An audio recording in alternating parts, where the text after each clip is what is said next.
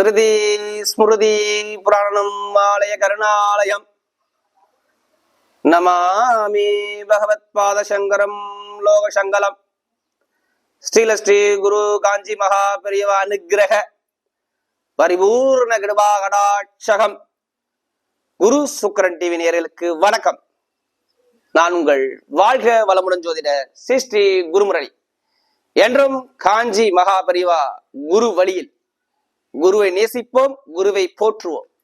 அன்பார்ந்த குருவாரிசு என்பர்களே, இன்றைக்கு நம்ம எதை பத்தி பார்க்க போனா வருகின்ற ஏப்ரல் மாத பலன்.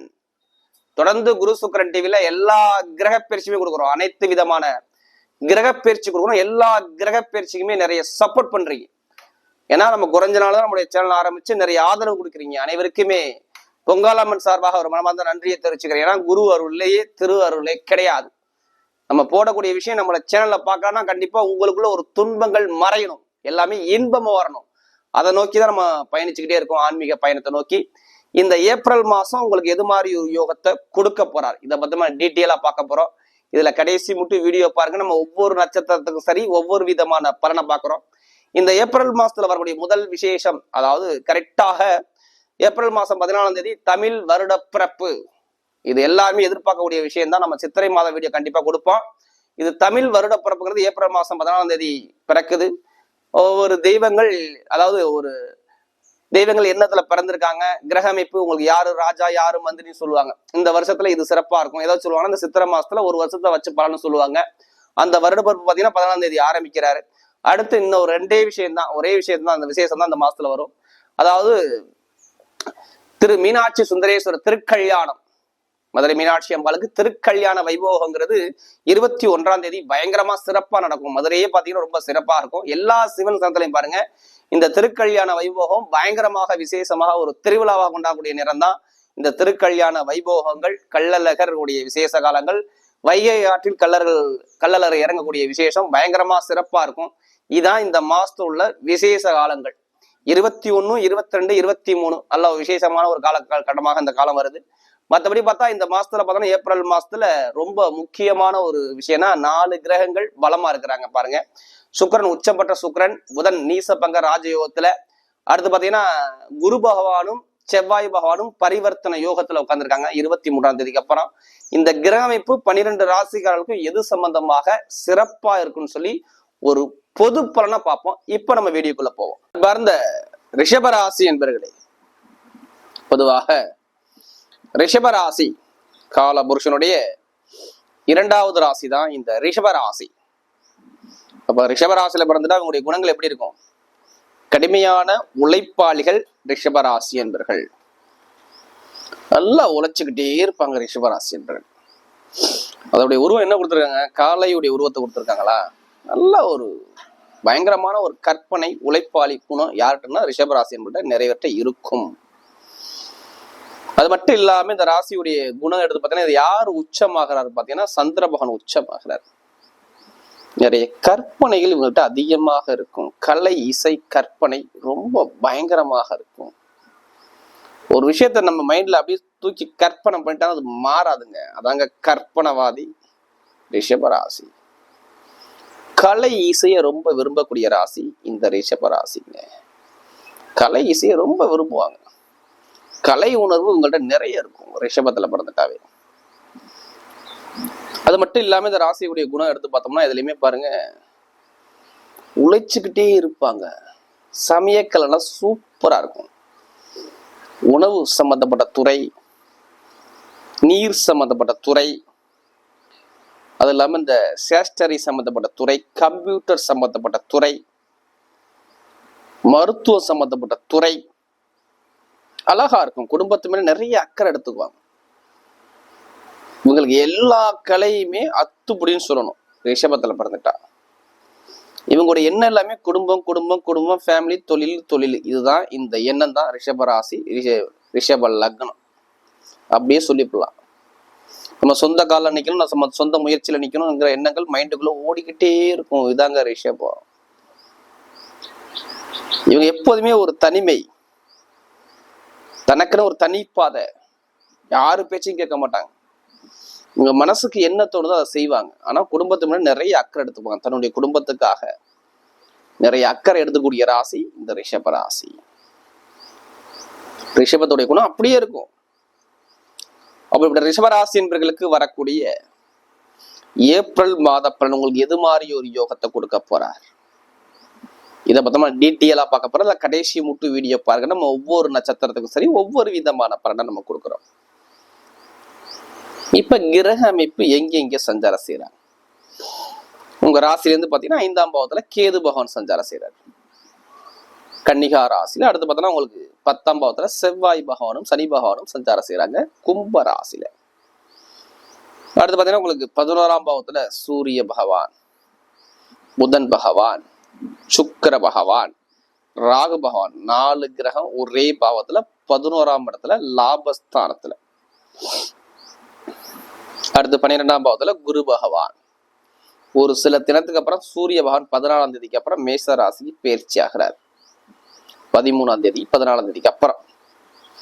அடுத்து 23ஆம் தேதிக்கு அப்புறம் செவ்வாய் பகவான் 11ஆம் இடத்துக்கு லாபஸ்தானத்துக்கு போறார்.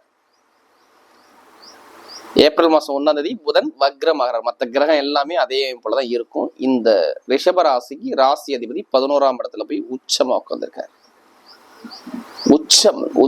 உச்சத்துல போய் உட்கார்ந்துருக்காரு.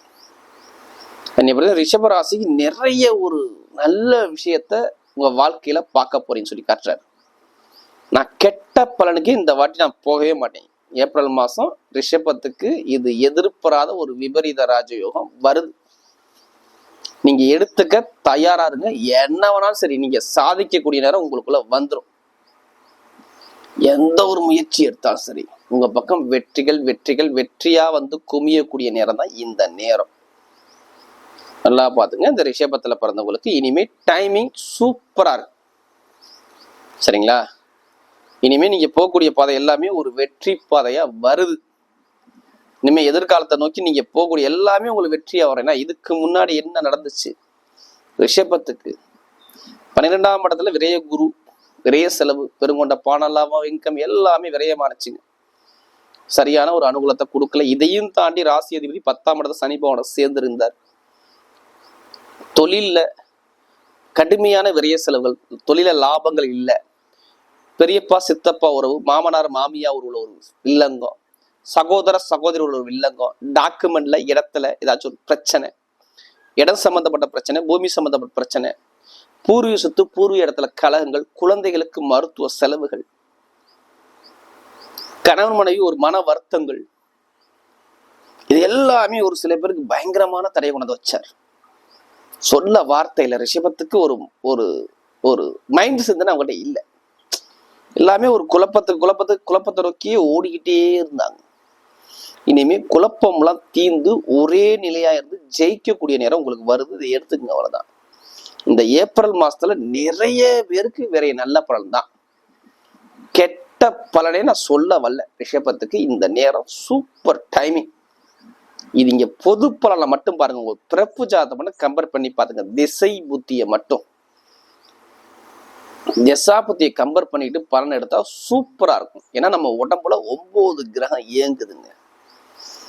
அதுல எந்த கிரகம் யோகமான கிரகமோ அது யோகமான பலனை கொடுக்கும்.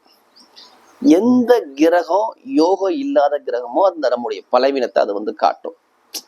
நல்லா பாத்துக்கணும். யோகமான கிரகம் வந்தா யோகமான பலன் நடக்கும். நீங்க உங்களுக்கு ஜாதகம் பார்க்கும்போது சொல்லுவாங்க, இத்தனை வயசுல உனக்கு படிப்பு, கல்வி, தொழில், லாபம் இது நல்லா இருக்கும். உனக்கு இந்த கிரகத்தோடைய திசா புத்தி நடக்குது, இந்த கிரகம் இந்த வேலையை செய்யும் அப்படின்னு சொல்லுவாங்க. அப்ப திசை புத்தி தான் ஃபர்ஸ்ட். அதை பொறுத்துதான் இப்ப இந்த கோச்சார சுத்தி வரக்கூடிய கிரகம் அதுக்கு ஏத்தாப்புலதான் பலனை கொண்டாந்து கொடுக்கும். நல்லா பாத்துங்க. இப்ப இந்த உலகத்துல இந்த கோச்சார கிரகம் ஒவ்வொரு கிரகம் ஒவ்வொரு கிரகத்தை சுத்திட்டே வருது. அப்ப அதை பொறுத்துதான் பலன்கள் மாறுபடும். அதனாலதான் எல்லா வீடியோலும் நான் என்ன சொல்லுவேன்னா, ஒரு பொது பலனை கொண்டு போங்க. ஏன் வாழ்நாள் பலன் எடுத்துக்கிறீங்க? ஃபர்ஸ்ட் பிறப்பு ஜாதத்தை கம்பேர் பண்ணி பார்த்துக்கிட்டு பலன் சொல்லி எல்லா வீடியும் நம்ம சொல்லக்கூடிய விஷயம் இதுதான். ஏன்னா லக்னம் என்பது உயிர், ராசிங்கிறது உடல். அப்ப அந்த உயிரை மீறி இந்த உடல் வேலை செய்யாது. அப்ப பிறப்பு ஜாதகம் தான் நம்ம மெயினா பார்த்துக்கணும். லக்னாதிபதி பிறப்பு ஜாதத்தை பார்த்துக்கணும். ஏன்னா ரிஷப ராசி என்பது நம்முடைய சேனலுக்கு நிறைய சப்ஸ்கிரைபர் நிறைய கொடுத்துருக்காங்க. நிறைய சப்ஸ்கிரைபர் கொடுத்துருக்காங்க, நமக்கு நிறைய ஜாதகமும் கொடுத்துருக்காங்க, ஒரு சில பேர் நிறைய ஜாதகம் எழுதவும் கொடுத்துருக்காங்க. அனைவருக்குமே பொங்காலம்மன் சார்பாக ஒரு மனமார்ந்த நன்றியை தெரிவிச்சுக்கிறேன். ஏன்னா குரு அருள்லையே திரு அருளே கிடையாது. நம்ம போடக்கூடிய வீடியோ எல்லாமே நம்மளுடைய சேனலை பார்த்தாவே உங்களுக்கு ஒரு துன்பங்கள் உங்களை விட்டு போகணும். அதான் எங்களுடைய சேனலுடைய நோக்கமே. எவ்வளவு ஒரு துன்பம் வந்தாலும் சரி, யாரு தாங்க கர்ம வினை இல்லாத மனிதனே கிடையாதுங்க. எல்லாத்துக்குமே கர்ம வினை கண்டிப்பா இறைவன் கொடுத்துருப்பாரு. அது எப்ப வேலை செய்யும், அந்த நேரம் திசை புத்தி வரும்போதுதான் வேலை செய்யும். எல்லா டைமும் பிரச்சனையை பார்க்க மாட்டாங்க. திடீர்னு ஒருத்தர் நல்லா போய்கிட்டு இருப்பார், திடீர்னு அவர் ஒரு சரிவு வரும். அப்ப அவங்க ஜாதகம் எடுத்து பார்க்கும்போது தசா பத்தி மாறி இருக்கும். அதனாலதான் பொதுப்பலன் எல்லா வீடியோயும் நான் கொடுக்குறேன்.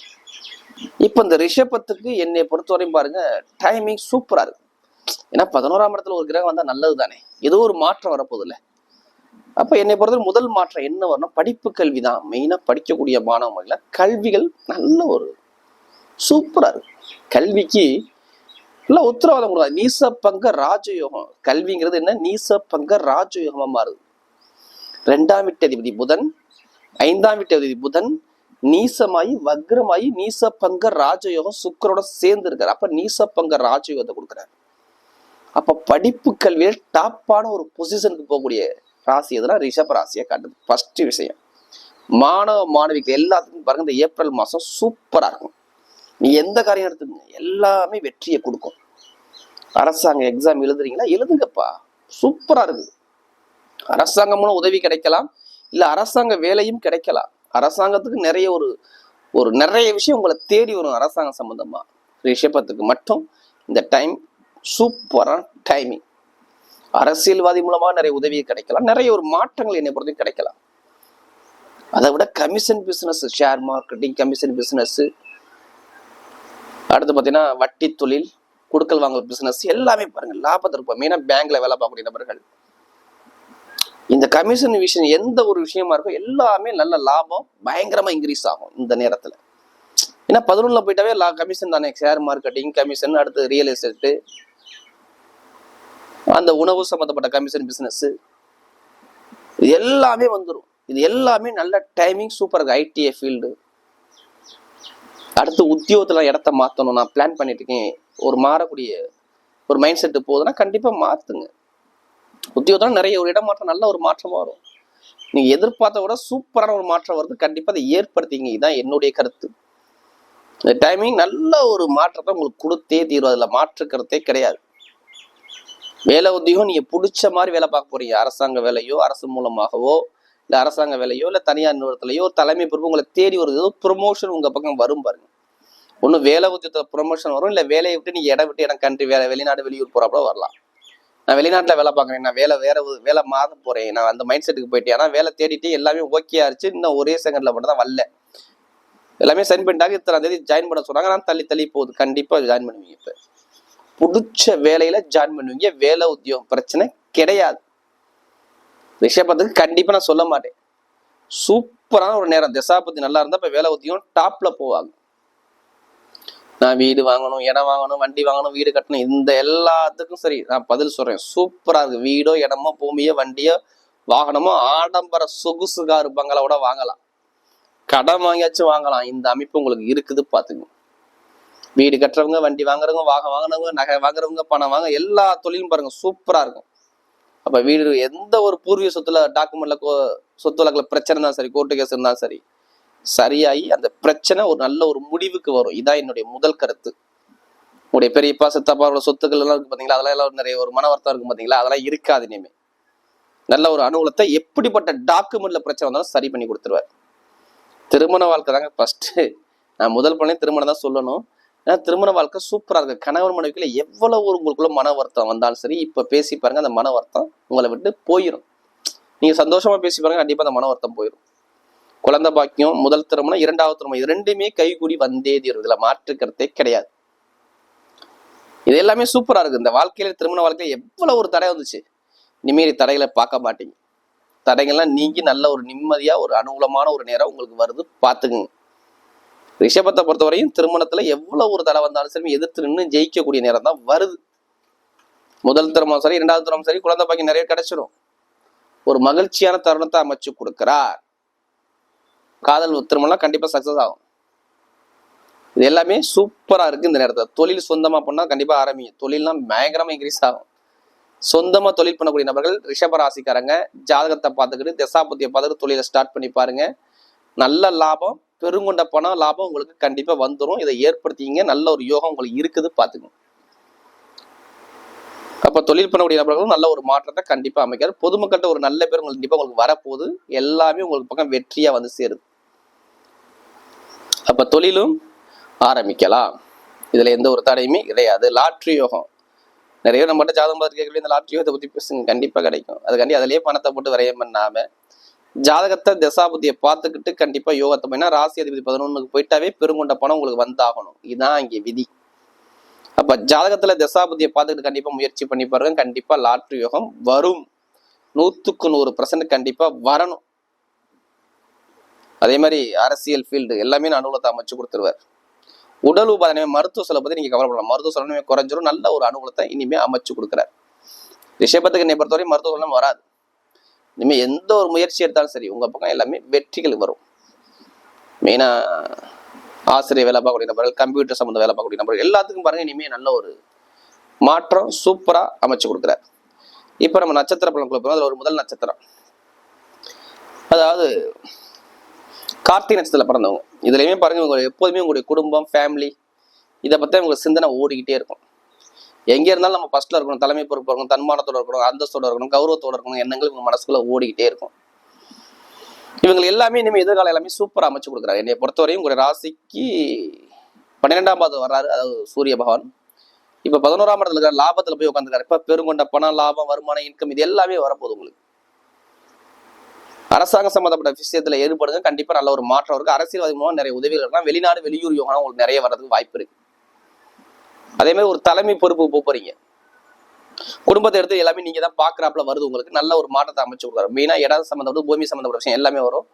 நண்பர்கள், பழக்க வழக்கம் இது எல்லாமே கொஞ்சம் பார்த்து பழகுங்க. எப்பனா 14ஆம் தேதிக்கு அப்புறம் கூட்டு தொழில், நண்பர்கள், பொதுமக்களுடைய சேவை இதெல்லாம் கொஞ்சம் கவனத்தோட பண்ணிக்கிறது நல்ல ஒரு அனுகூலத்தை கண்டிப்பா கொடுக்கும்.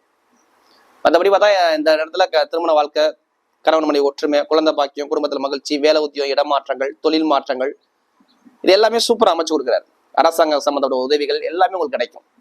அப்ப இனிமே நல்ல ஒரு மாற்றத்தை அமைச்சு கொடுக்குறாரு. அதுவும் இந்த கார்த்திகை நட்சத்திரத்துல பிறந்தவங்களுக்கு. அடுத்து ரோஹிணியில பிறந்தவங்க, நீங்க தான் குடும்பத்தை அன்பா, தன்மையான குணம், ஒரு அனுசரிச்சு போற குணம், விட்டு கொடுத்து போறோம் எல்லாமே உங்கள்ட்ட கண்டிப்பா இருக்கும். இனிமே பாருங்க இந்த ரோஹிணியில பிறந்தவங்க நல்ல டைம் அமைச்சு கொடுக்குறாரு. ரோஹிணி நட்சத்திர பிறந்தவங்களுக்கு இனிமே எந்த ஒரு முயற்சி எடுத்தாலும் சரி உங்க பக்கம் எல்லாமே வெற்றியா வந்து வருது. நல்லா பாருங்க, ரோஹிணி நட்சத்திரத்துல பிறந்துட்டாவே பாருங்க குடும்பத்தை பத்தி, தாய் தந்தையை பத்தி நிறைய சிந்திக்க கொடுக்கணும் உங்கள்ட்ட நிறைய இருக்கும். நிறைய கற்பனை, கலை, இசைனா ரொம்ப விரும்பக்கூடிய நபரா இருப்பீங்க. இனிமே வீடு, இடம், பூமி, வண்டி, வாகனம் இதெல்லாமே சிறப்பாக அமைச்சு கொடுக்குறாரு. திருமண வாழ்க்கை சூப்பரா இருக்கும். தொழில் மாற்றம், இடமாற்றம் நல்லா கண்டிப்பா வந்துடும். வேலை உத்தியத்தை கண்டிப்பா சேஞ்ச் பண்ணிக்கலாம்.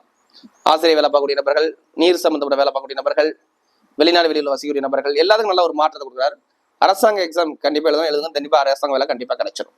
இனிமே நீங்க போகக்கூடிய பாதை எல்லாமே ஒரு வெற்றி பாதையா வருது இந்த ரோஹிணி நட்சத்திரத்துல பிறந்தவங்களுக்கு. அடுத்து மிருகசீரிஷத்துல பிறந்தவங்க, ஒரு தைரிய குணம் இருக்கும், தன்னம்பிக்கை விட மாட்டாங்க. இவங்க எப்போதுமே ஒரு லட்சியத்தை நோக்கி ஓடிக்கிட்டே இருப்பாங்க. இவங்களை யார் எது பேசலாம் பெருசா கேர் பண்ணிக்க மாட்டாங்க. இவங்க லட்சியம் என்னமோ அந்த விஷயத்தை அடையுங்க. இவங்க சிந்தனை அதிகமா இருக்கும். இனிமே இடம், பூமி, வீடு, பூமி எல்லாமே உங்களுக்கு அமைச்சு கொடுக்குறாரு. இடம் சம்பந்தப்பட்டது, பூமி சம்பந்தப்பட்ட யோகம் உங்களுக்கு வருது. வண்டி, வாகனம், வேலை உத்தியோகத்தில் இடமாற்றங்கள், தொழில் மாற்றங்கள் எல்லாமே அழகா அமைச்சு கொடுக்குறாரு. இனி வரக்கூடிய எதிர்காலங்கள் வண்டி வாகன பிசினஸ், ரியல் எஸ்டேட் பிசினஸ் பண்ணக்கூடிய நபர்கள், கட்டிடத்துறையில் உள்ள நபர்கள், ஷேர் மார்க்கெட்டிங் பிசினஸ் உள்ள நபர்கள், கமிஷன் பிசினஸ் உள்ள நபர்கள் எல்லாத்துக்கும் லாபத்தை கொடுக்குறாரு. தொழில் மாற்றம் கண்டிப்பா உண்டு, உத்தியோக மாற்றம் கண்டிப்பா உண்டு, கணவனுடைய ஒற்றுமை நல்லா இருக்கும். இனிமே எல்லாமே உங்களுக்கு அனுகூலமா இருக்கும். சொந்தமா தொழில் பண்ணா ஜாதக தசாபதி தொழில் பண்ணுங்க, கண்டிப்பா லாபம் வரது வாய்ப்பு இருக்கு. திருமணம் நடக்கலாம், திருமணம் கண்டிப்பா முடிஞ்சிடும், குழந்தை பையன் நிறைய கிடைச்சிடும். குடும்பத்துல ஒரு மகிழ்ச்சியான ஒரு தருணத்தை அமைச்சு கொடுக்குறார். வரக்கூடிய ஏப்ரல் மாத பலன் ரிஷபராசி என்பவர்களுக்கு மிகப்பெரிய ஒரு வெற்றி உள்ள மாதமாக அமைகிறது.